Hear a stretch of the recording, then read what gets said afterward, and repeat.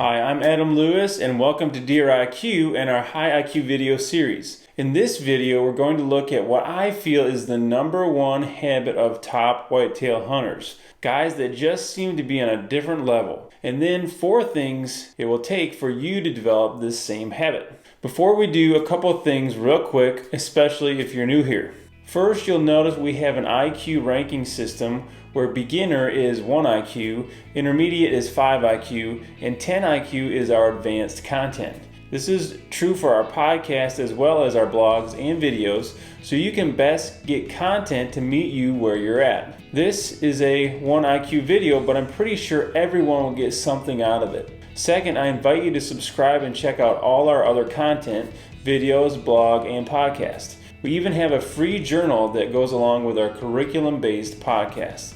If you take deer hunting seriously and really want to fast track your growth, I invite you to check that out. And stay tuned to the end because I have a few takeaways and challenges for you that you'll really benefit from. You won't want to miss that. Alright, and now let's get to the #1 habit of top whitetail hunters. If you interviewed 100 of the best whitetail hunters, you'd probably get 100 different answers. What do you contribute your success to?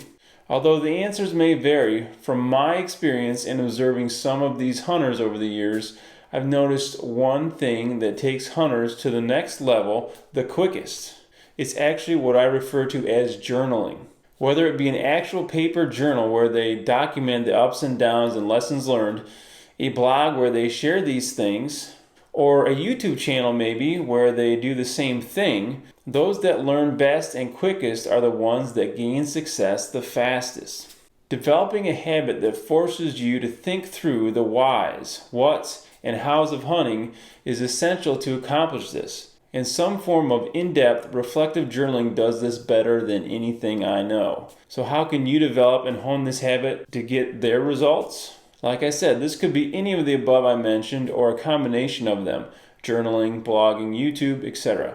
For me, it started with a YouTube channel and a blog years ago. For me, this has definitely been the biggest accelerator of growth, and as a side benefit has led to dozens of articles published in regional and national magazines. It really doesn't matter what method you choose, but a few basics must be present to actually get what you want from it. So here are 4 things you need to get the most from your journaling. #1, intention.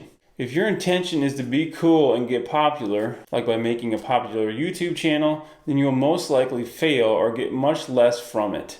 Your goal has to be for reflecting, learning, and growing. Maybe you share this with others, or maybe you don't. Either way doesn't matter as long as you focus on the right things. However, if you decide to go public with this will help you with #2. #2, dedication. For anything to be of worth, you've got to stick with it for a long time. Habits take 30 to 60 days to develop, so you've got to keep with it at least that long. However, that really isn't long enough. You get out what you put in, as they say, and that applies here as well. The best thing is to journal once for every day that you hunt. This will develop the habit quickly, probably in 1 season, and make you identify things you learned before they vanish into thin air, which is what will happen if you do not think about a hunt, what happened, why it happened, and do this shortly afterward. This will explode your learning and growth curve, but if you don't, you'll probably be doomed to making the same mistakes again and again. If you decide to go public with a blog or YouTube channel, as you grow subscribers, these people will keep you accountable to keep at it. This is a win-win for you and your hunting goals. Hey, like this video so far? If you do, I invite you to hit the like button and maybe share it with a buddy who will benefit from it. Also, do you know your deer IQ? Do you think you're deer smart? Why don't you take our deer IQ test and find out? It's fun and easy, and it's linked below. Check it out. Okay, now back to #3.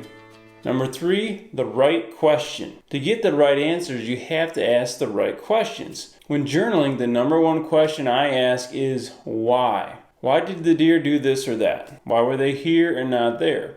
Why didn't I have success? Why did I? And so on. If you can fully answer these questions and are dedicated to finding the answers, then your eyes will start to be open to things you never saw before, and your expertise will skyrocket. You'll learn what you never did before. This will translate into what you do in the field, and this will cause more success. And don't just ask yourself. If you can't figure it out, reach out to others you respect and get help with your answers there. Number 4, detail.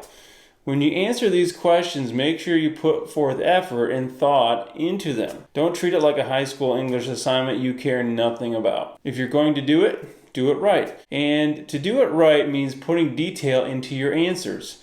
Any observation, thought, or further question is valid and will help lead to answers. There should be no throwaway hunts that you don't learn something from. Sometimes the answers do not come right away, but after an accumulation of journaling for weeks, maybe years, I guarantee you one thing though, even if some pieces take years to fit together, it will be much quicker than if you never journaled at all. Hard work? Yes, but if you will commit to journal about your whitetail hunting experiences, the results in the field will be very worth it. So here are your high IQ takeaways and challenges. First, download the free Deer IQ journal that steps you through our podcasting curriculum to be a greater hunter below. It's just for this type of thing and will really help. Then think about a hunt this past year, success or failure, and journal about why it turned out the way it did. What can you learn from this for the future? And lastly, sign up for our newsletter so you don't miss any great and new Deer IQ content when it comes out. We'll see you on the next Deer IQ video.